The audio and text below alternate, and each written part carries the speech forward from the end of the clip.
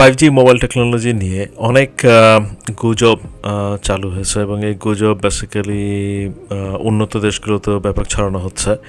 তো আমরা চট করে জেনে নিই এই প্রযুক্তিতে কি আসলে কোনো ক্ষতিকর কিছু আছে কি।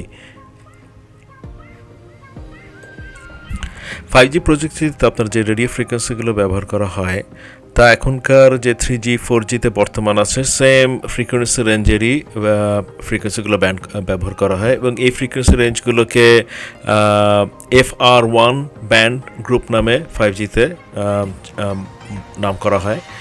তো এছাড়াও 5G টেকনোলজির আসল এবং স্বকীয় যে ফিচারগুলো আছে সেগুলো ইমপ্লিমেন্ট করার জন্যে উচ্চ ফ্রিকোয়েন্সি ব্যান্ডের প্রয়োজন হয় এবং এই ফ্রিকোয়েন্সি ব্যান্ডগুলো সাধারণত 24 গিগাহার্টজ থেকে 50 গিগাহার্টজ ফ্রিকোয়েন্সির মধ্যে হতে পারে এবং এইগুলোকে F2 ব্যান্ড গ্রুপের বলে নামকরণ করা হয়। তো এই গ্রুপ এর ব্যান্ড যেগুলো আছে সেগুলোর ওয়েভলেন্থ মিলিমিটার ওয়েভ বলে প্রচলিত। তো এই মিলিমিটার ওয়েভ ব্যান্ডগুলোকে নিয়েই নানান রকম গুজব ছড়ানো হচ্ছে যে এগুলো মানুষের দেহের জন্য ক্ষতিকর।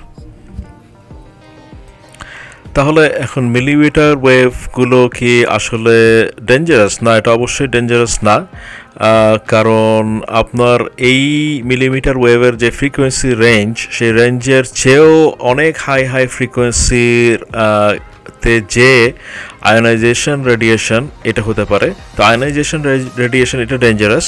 তো আয়োনাইজেশন রেডিয়েশনের যে ব্যাখ্যা সেটা আমরা এখন দেখি।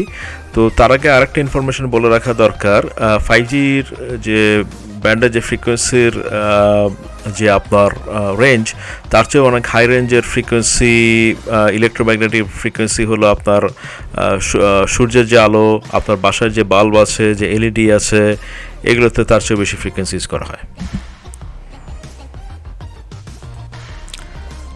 তো আপনার ইলেকট্রোম্যাগনেটিক ফিল্ডস সেটা আপনার নানানভাবে তৈরি হতে পারে। আমাদের ন্যাচারাল বিভিন্ন লাইটিং যেগুলো আছে সেখান থেকে আসে, সেখানে তৈরি হয়।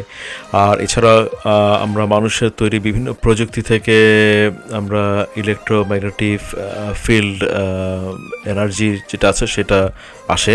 তো এটাকে মোটামুটি দুই রকমের ক্যাটাগরি করানো হয়, একটা হলো নন আয়োনাইজিং আর একটা হলো আয়োনাইজিং। তো নন আয়োনাইজিং যেটা সেটা খুব লো লেভেল অফ রেডিয়েশন হয়, আর আয়োনাইজিং যেটা সেটা হাই লেভেল অফ রেডিয়েশন হয়।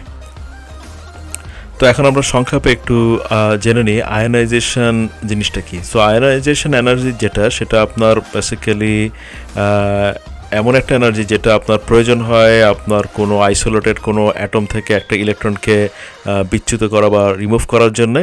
তো যেটার ফলে আপনার ওই পার্টিকুলার পদার্থের মধ্যে কোনো পরিবর্তন হতে পারে, কোনো ক্ষতিকর পরিবর্তন হতে পারে।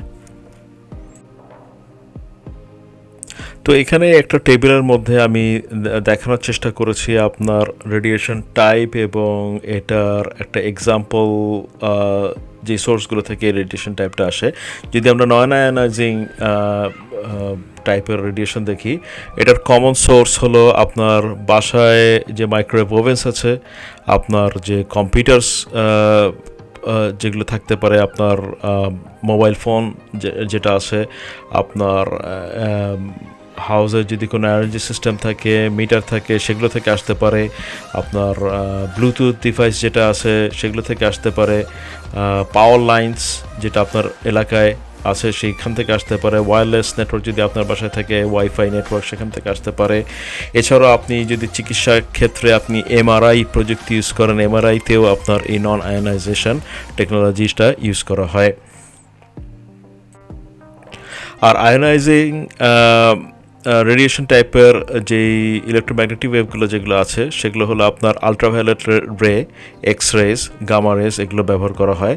তো যেমন আলট্রাভায়োলেট রে ইউভি আসতে পারে আপনার সানলাইট থেকে, আপনার এক্স রে যেটা আমরা ইউজ করি আমাদের চিকিৎসা ক্ষেত্রে সেই এক্স রে থেকে আসতে পারে। তবে আপনারা চিকিৎসা ক্ষেত্রে যে এক্স রে টেস্টের কাজটা করেন সেখানে দেখবেন যে সেখানে কিছু সেফটি মেজার নেওয়া হয় এবং এই এক্সপোজারটা হয় খুবই অল্প সময়ের জন্য, যার ফলে সরাসরি শরীরের কোনো মারাত্মক ধরনের ক্ষতি বা প্রতিক্রিয়া ইনস্ট্যান্টলি হয় না। তো এখন আমরা চট করে দেখে নিই ইলেকট্রোম্যাগনেটিক স্পেকট্রাম। তো এখানে একটা ওভারভিউ পাবেন।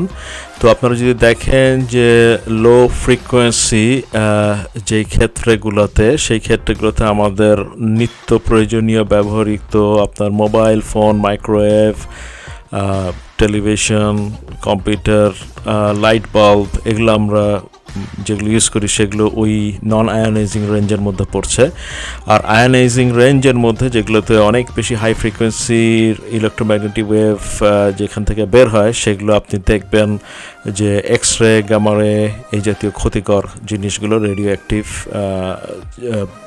যেগুলো থেকে আসে, সেগুলোর ওই রেঞ্জের মধ্যে পড়েছে। তো এই সংক্ষিপ্ত আলোচনা থেকে যেটা বোঝা যাচ্ছে যে আসলে আপনার আমাদের যে 4G 5G যে টেকনোলজিটা, সেটা খুবই সেফ রেঞ্জের মধ্যে আছে। তো সেখানে ক্ষতিকর কোনো কিছু নাই এবং এই প্রযুক্তি ব্যবহারের মানবদেহের কোনো ক্ষতির সম্ভাবনা নাই।